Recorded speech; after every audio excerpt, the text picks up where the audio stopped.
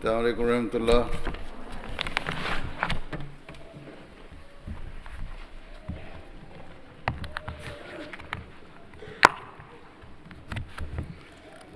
أشهد أن لا إله إلا الله وحده لا شريك له وأشهد أن محمدا عبده ورسوله أما بعد فأعوذ بالله من الشيطان الرجيم بسم الله الرحمن الرحيم الحمد لله رب العالمين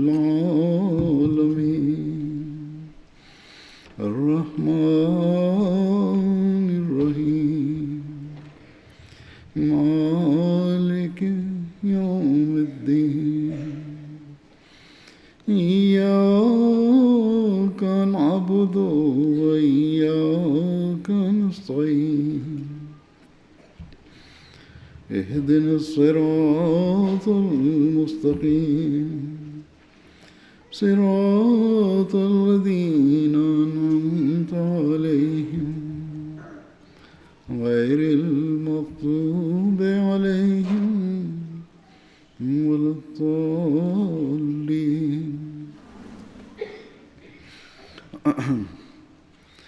Alhamdulillah, today you are holding your Waqifat-e-Nau Ijtema.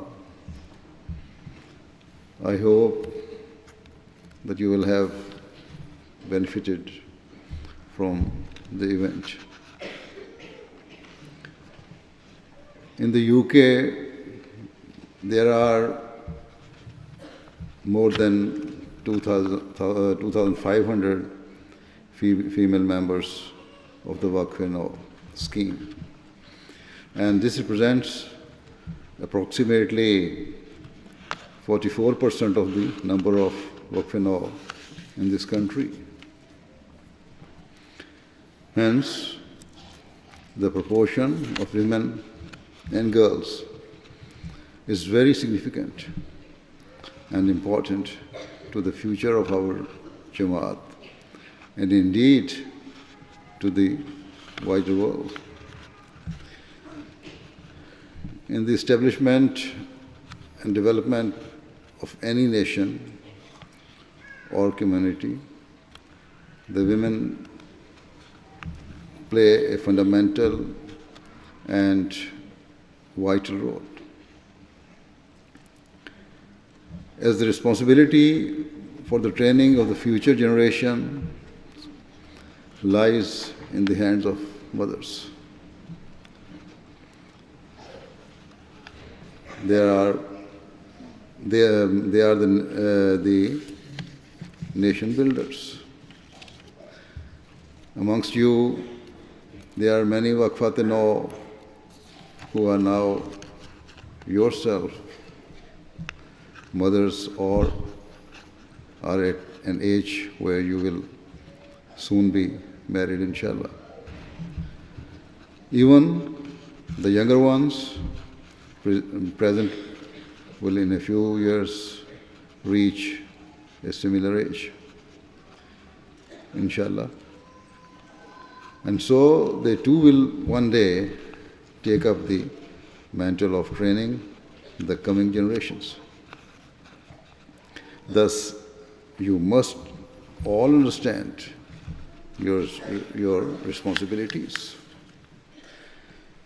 Take pride in the fact that your primary duty is to raise the standards of the future generations by setting the very highest standards for them to learn from and follow. It is your task to guide your children in a way that they understand their faith and come to live their lives according to the true teachings of Islam. This is a great responsibility and challenge for all of you, because you are the ones who can facilitate and unlock the doors to a spiritual revolution in society. Undoubtedly, it is essential for all Ahmadiyya Muslims to set a pious example for their children.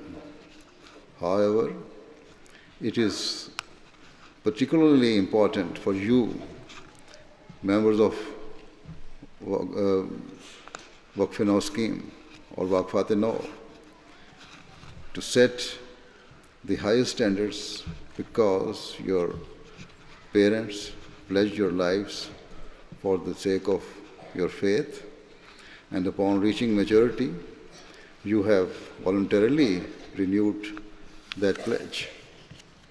Therefore, it is essential that you live your lives according to the commands of Allah and follow the teachings of the Holy Prophet ﷺ at all times.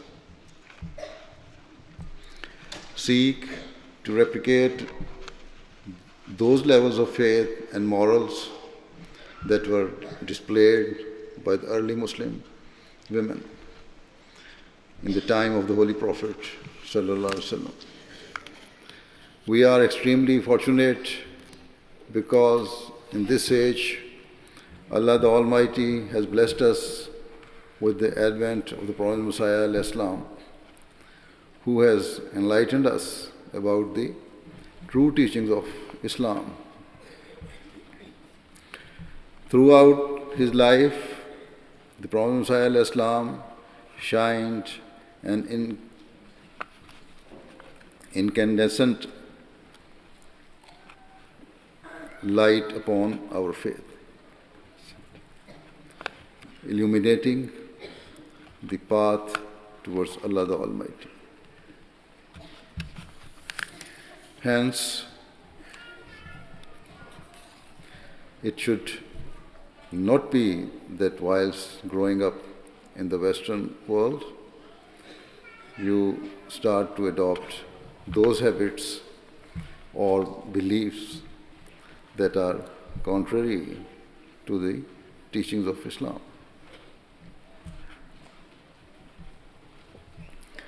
By all means, adopt those things that are good in society. But never forget that our true guidelight is and always will be the Holy Quran, and that our true role model is Holy Prophet of Islam sallallahu alaihi wasallam. Rather than following the superficial glamour of the world or being influenced by modern trends that come and go, we must follow and heed the everlasting and timeless teachings of the Holy Quran. In today's world, much is said and spoken about women's rights by those people and nations that are said to be extremely modern and developed. Yet, what they neglect to mention is that until just a few decades ago, they failed to provide women with any rights whatsoever. When the men of these nations finally chose to grant some rights to women, it was done more to show that they were in favor of equality. Whereas the truth was that their slogans in favor of women were often hollow and insincere. Any rights granted to women in recent times have been the result of necessity, rather than any deep desire for progress, and also as a means for the men to fulfill their own selfish desires. This is something that history has proven time and again. Furthermore, it is only in recent times that Muslim women have realized that they too had rights, due to the fact that they were previously deprived and their religions had not protected them. Such women have campaigned for those things that are considered rights in the eyes of the world.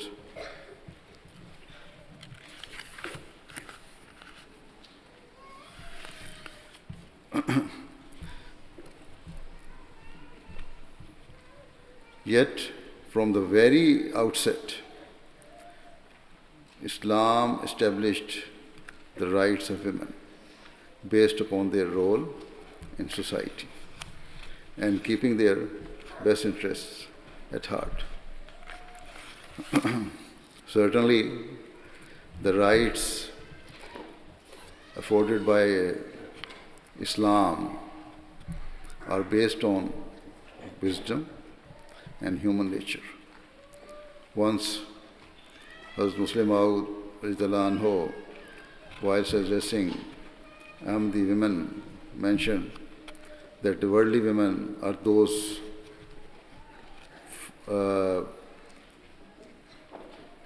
or those from other religions often raise slogans calling for equality.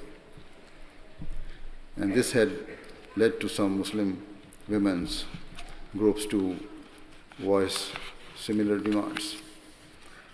Speaking of those Muslim groups, Hazrat Mirza Ahmad narrated a story in which a jackal was seen running away at great speed. Upon this, someone asked him why he was running, and the jackal replied that the king had ordered for all camels to be rounded up and seized. The person asked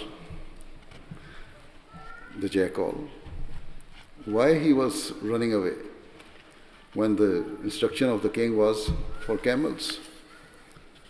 In reply, the jackal said that perhaps the king will also say that jackals should be seized, and so that is why I am running away. Hazrat Mirza Masroor said that the Muslim groups were like that jackal, whereby they were needlessly being led down by the wrong path, led down the wrong path by women's activists or Christians or Hindus groups. Seeking rights when Allah the Almighty had already granted true equality to Muslim women. Why should you follow those who have not been given rights in their religion? So, instead of following those, you should see your own religious book, which has given you the rights. Furthermore,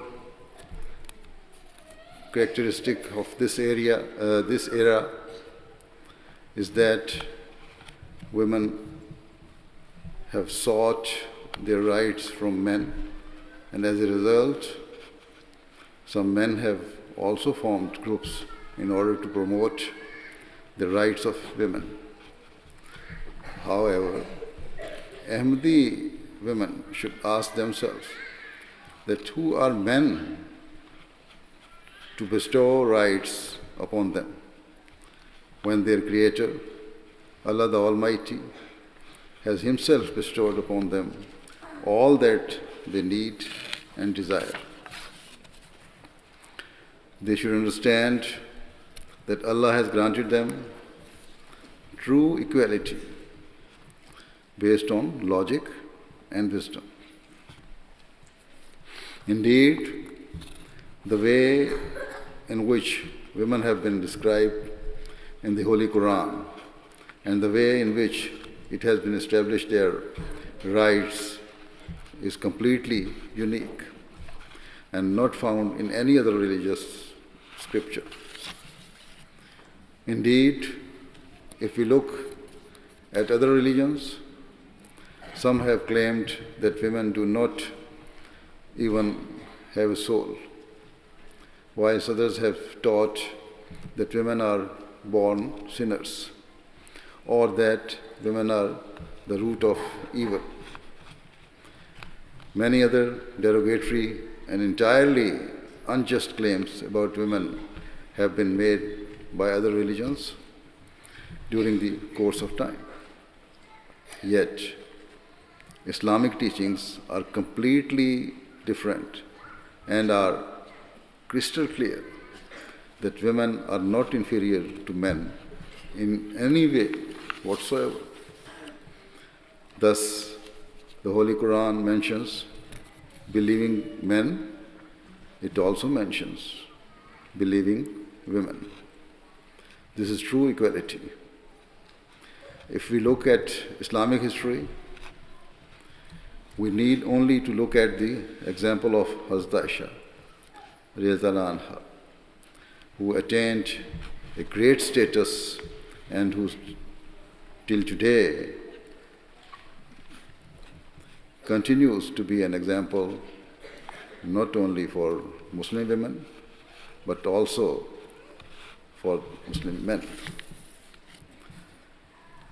Where we hold her in high esteem because she was the wife of the Holy Prophet ﷺ.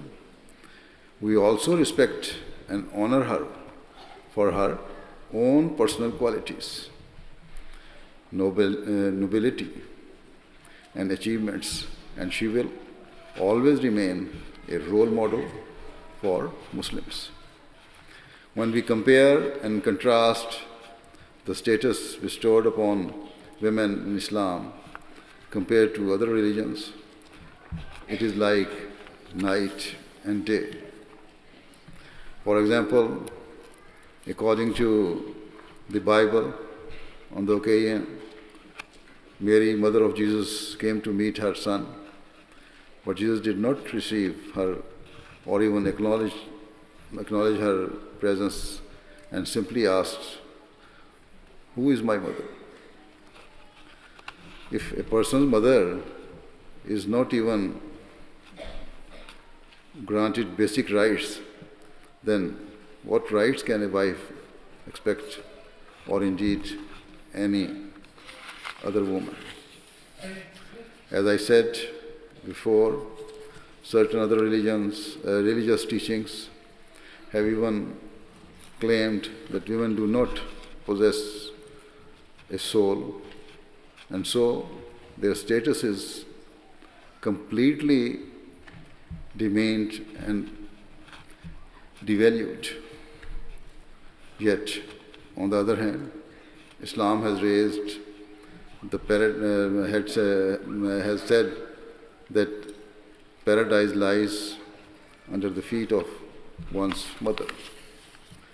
In light of this, if Muslim women join the choruses of worldly women seeking to ascertain freedom and rights, it is futile and needless, because Allah, the Almighty, has already bestowed true freedom upon Muslim women and made women's rights an inherent part of Islam that no one has the right to infringe upon.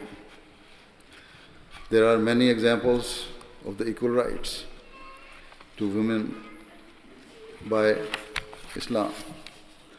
For example, it is incumbent on a husband to give a fair dowry to his wife at the time of nikah.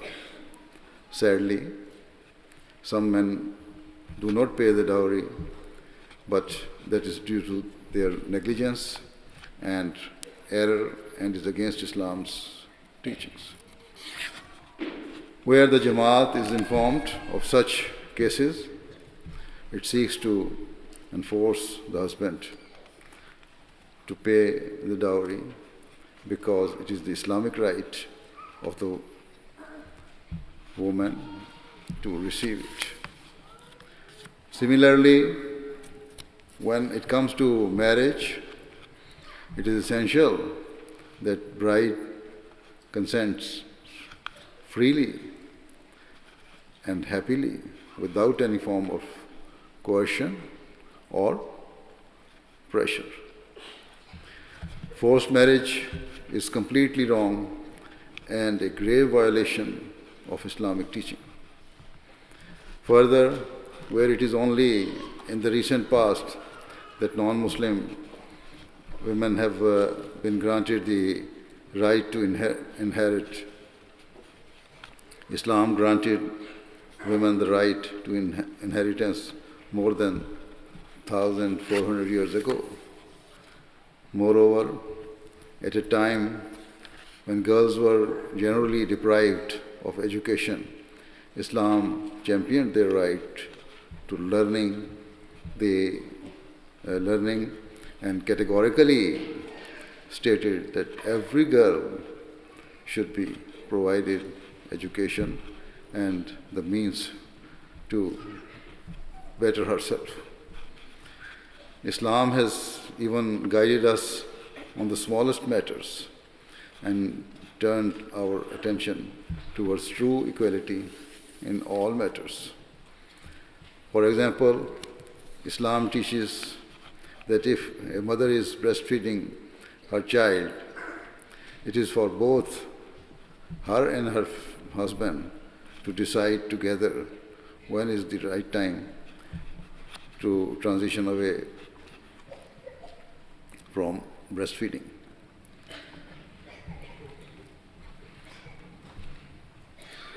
No other religion has guided its followers and enlightened them in the way that Islam has.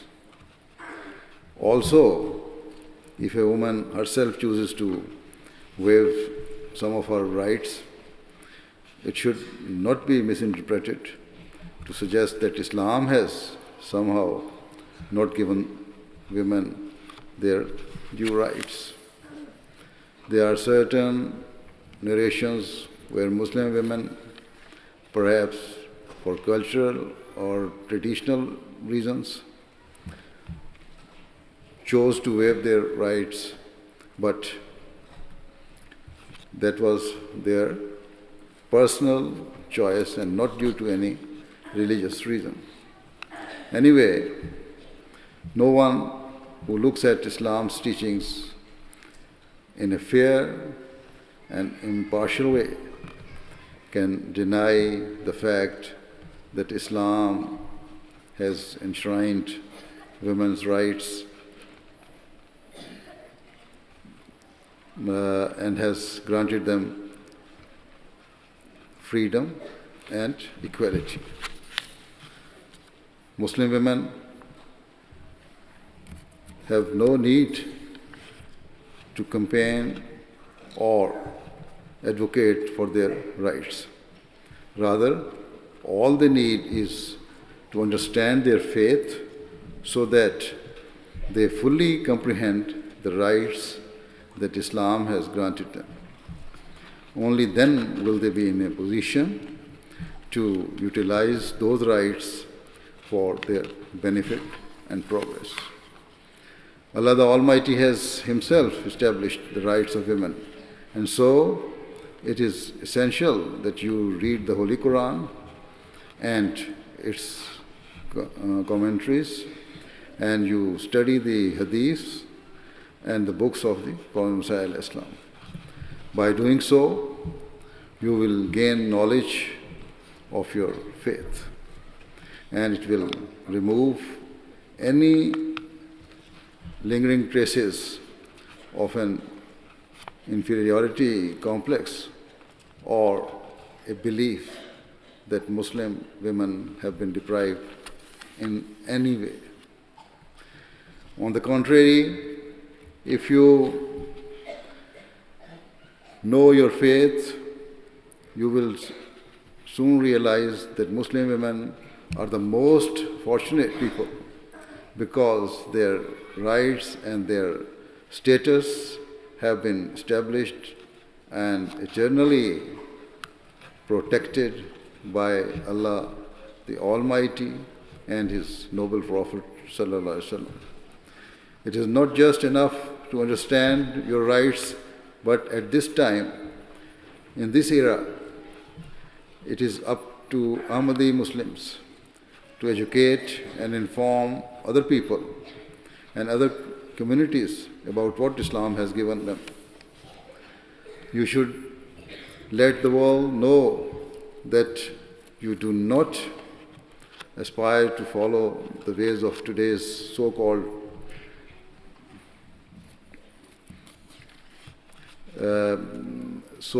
developed and progressive people, and nor do you have any need to demand your rights.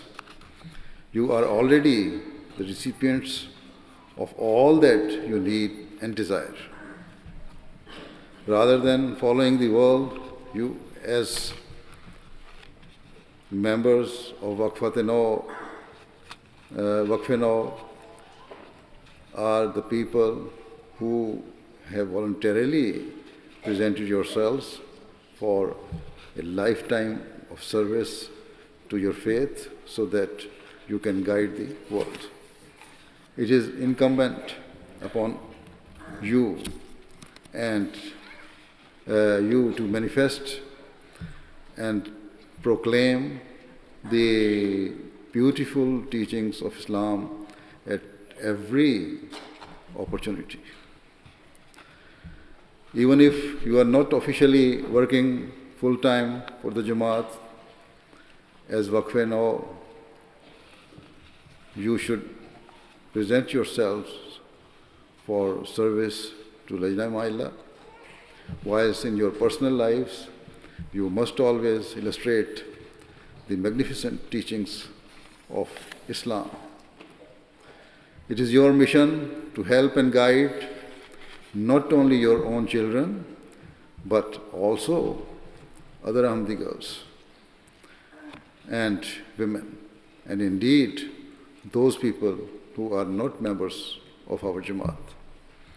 For example, sometimes Ahmadi girls feel a degree of complex or even embarrassment regarding hijab and Islam's teachings regarding modest dress. They feel that it is difficult to adopt this religious teaching whilst living in the Western world. In this modern era, in this regard, you must set a personal example. It is imperative that members of Waqf-e-Nau scheme always keep their clothing modest and decent, and set an example for other Ahmadi women and girls to follow. Once an Ahmadi girl reaches an age of maturity, she should cover her head with a scarf and wear loose clothing so that her body is not on display for all to see. As I said, at the beginning, there are more than 2,500 members of Waqf-e-Nau scheme in the United Kingdom. And at least, I hope, half of them have reached an age of maturity or even more. And so they should observe hijab. If you set a positive example in this regard, you can and will be role model for other Ahmadis, and the rest of the world will come to recognize you for your decency and modesty.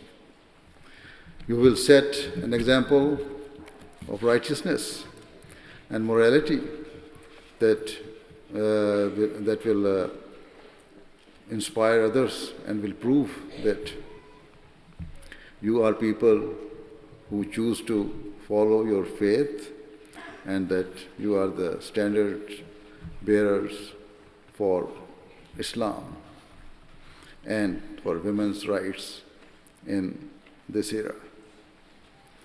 You will be the ones who lead others towards genuine progress and development, rather than simply following the crowd towards meaningless material pursuits.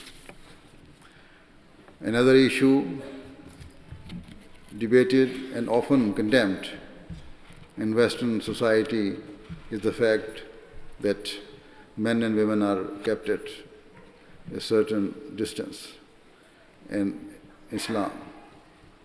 For example, a lot is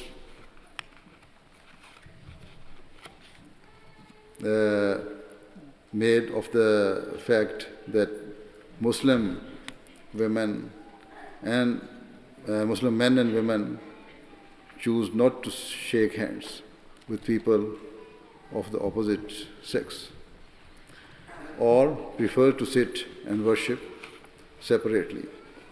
Yet, as time goes by, even those who criticize such beliefs are coming to realize the wisdom that underpins our values.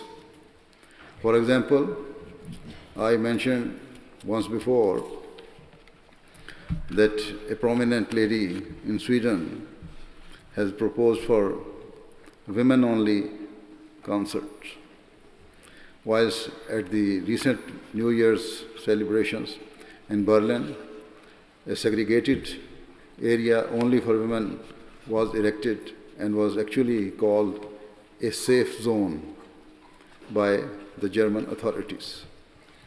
Both in Sweden and in Berlin, they had to take this action due to the indecent way in which men had sexually abused and harassed women in previous years. Furthermore, in recent months, there has been a huge scandal in the American film industry after it emerged that male film producers or other men in similar positions had abused their power and had attacked and harassed women for many years with impunity. This scandal further escalated after it emerged that sexual abuse and inappropriate behavior had occurred in many other sectors of society. The question is, why were women abused across the world? The answer, whether they like it or not, is that free mixing that took place, which meant that the women were unable to safeguard themselves. Furthermore, these incidents have also shown that whilst many men have spoken out in favor of freedom of women, often their true motivation was to fulfill their own selfish and immoral desires. They sought opportunities to take the advantage of women and to mentally or physically abuse them. And in some cases, it escalated to what can only be termed as torture. In light of this, all this, and the fact that there are great efforts being made to undermine and defame Islam, it is the duty and responsibility of all Ahmadi women to explain to the people of the world the beauty of Islam's teachings. Certainly, members of Waqf-e-Nau scheme should be spearheading this effort. And so, without any fear or complex, you should openly proclaim the fact that you take pride in your modest dress, in your hijab, and in keeping a distance from men. You should openly declare that these are the essential safeguards that Allah the Almighty has chosen in order to protect women. And so, rather than being a restriction, hijab is actually a supreme right and protection afforded to Muslim women. Remember, the Prophet ﷺ once said that those who object to Islam's teachings of parda should first reform the nature of men, because, regrettably, many men are unable to control themselves and pursue opportunities to abuse women and to usurp their rights. The Prophet ﷺ compared such men as hungry dogs who would immediately pounce when some bread was placed before him.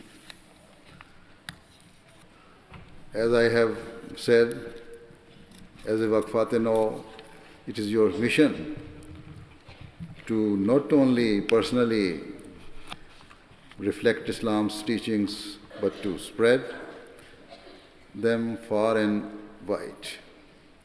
Whilst Ahmadi girls are unable to study in Jamia Ahmadiyya, it is imperative that you all have a deep understanding of your religion. Thus, as I said earlier, you will need to read the Holy Quran, the Hadiths, and the books of the Prophet ﷺ, as they will provide you with the knowledge of your faith. The more you increase your knowledge, both individually and as a collective body, the quicker you will be able to bring mankind back towards its Creator, and you will be able to play your role in saving this world from the destruction it is charging towards due to the ever-increasing immodesty and immorality prevailing in society. Finally, before concluding, I wish to mention that in the Jamaat, there is also a great demand for doctors and teachers. And so, as many Ahmadi girls as possible who are part of the Waqf-e-Nau scheme should also try to fill this need by training in these fields. At the end, I hope and pray that you all reflect upon what I have said and seek to attain the highest standards in your religious training and education, and that you are never prone to any form of inferiority complex. I pray that you are the shining stars who live a spiritual trail behind, who leave a spiritual trail behind for others to follow and learn from.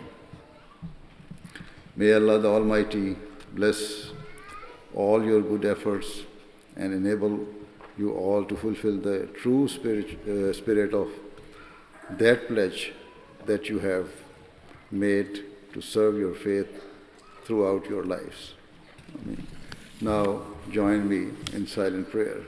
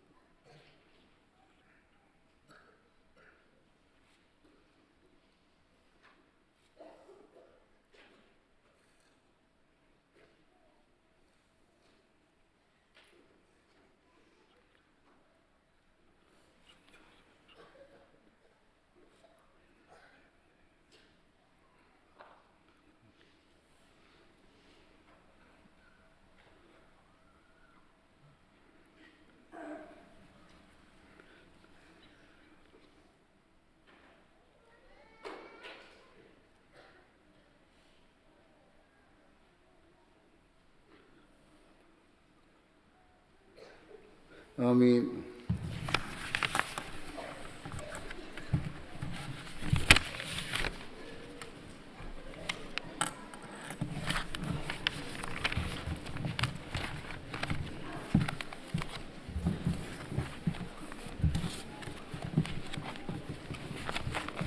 Assalamu alaikum warahmatullah.